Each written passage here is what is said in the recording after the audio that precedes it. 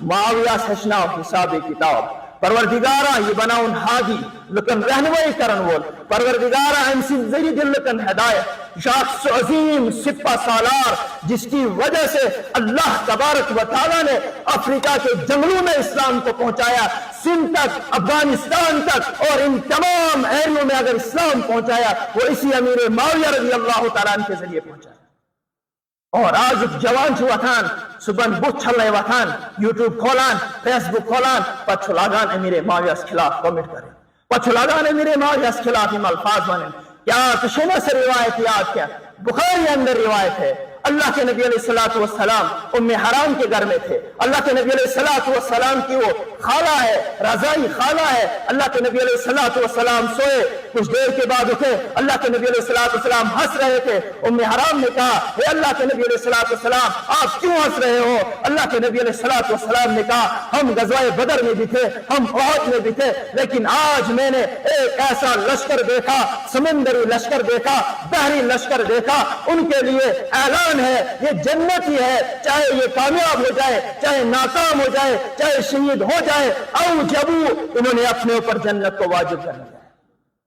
پیغمبر علیہ السلام دیجیے بشارت یہ سمندری گن جنگ کرے اس میں جتنے بھی افراد ہوں گے وہ سارے جنت ہیں، یہ کچھ اعلان کرے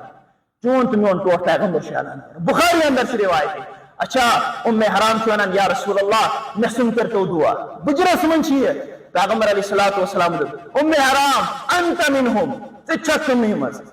بری جگہ جی بخاری اندر روایت یہ غزو کارگو بخاری شفان ونان اول ما رکب المسلمون البحر ما معاویت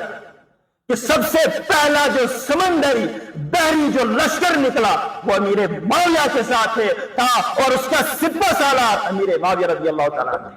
تجھ کا امیر معاویہ اس خلاف زبان کھولا تجھ کا تمس در الفاظ سے ونان یمس پیغمبر علیہ السلام سے ونان کہ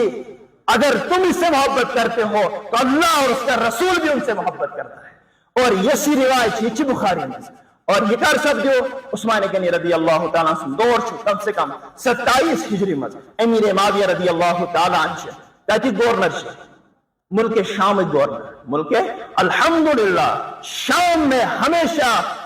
ایسے وفاداروں کا دبدبہ رہے گا اور جب بھی منافق وہاں آئیں گے وہ ہمیشہ بھاگیں گے کیونکہ جو باہر کے کالے ہوتے ہیں وہ اس سے زیادہ اندر کے کالے ہوتے ہیں۔ جی کیونکہ رافضیت سمجھ رافضیت کا مقصد ہی ہے کہ صحابہ کبار کا بغض دل میں رکھنا۔ کیوں؟ کیونکہ یہی حقیقت اگر کربلا میں دیکھا جائے، اگر کربلا کی تاریخ پڑھی جائے، اگر کربلا کی تاریخ پہ غور کیا جائے، اگر حضرت حسین کو شہید کیا تھا وہ کون تھے؟ عراق کے شیعہ کیا۔ عراق کے شیعوں نے حضرت حسین رضی اللہ تعالیٰ عنہ کو بلایا تھا اور اتنے خطوط دیے تھے، ایک بوری بھر کر خطوط تھی۔ جب یہ حضرت حسین رضی اللہ تعالیٰ عنہ میدان کربلا میں پہنچتے ہیں، خطوط بھیجنے والے، خطوط لانے والے، خطوط اس ٹائم بنانے والے، لکھنے والے اس ٹائم کہاں تھے؟ وہ یزید کے لشکر کے ساتھ تھے اور دوسروں کو تانا دیتے تم یزیدی ہو۔ میں نتاشے بزرگوں دوستو اشوانا پروپیگنڈا بناؤں اصحاب کبار متعلق چاہے بشس پنن جوانن ونان اس نرگے میں نہیں آ جاؤ۔ الحمدللہ ثم الحمدللہ ہماری تاریخ مضبوط ہے اور جو تاریخ قرآن سے ٹکرائے، جو تاریخ حدیث سے ٹکرائے، جو تاریخ پیغمبر علیہ السلام کی ایک بات سے بھی ٹکرائے، ہم اس تاریخ کو ردی کی ٹوپی میں پھینک دیں۔ ہمیں اس تاریخ کی ضرورت نہیں ہے۔ جب ہمارے سامنے صحابہ کے متعلق قرآن اعلان کر رہا ہے رضی اللہ عنہم ورضوان تلاز ہے تو میں ایک ہی جگہ مجھے نیبر آمد کرنے کا صحابی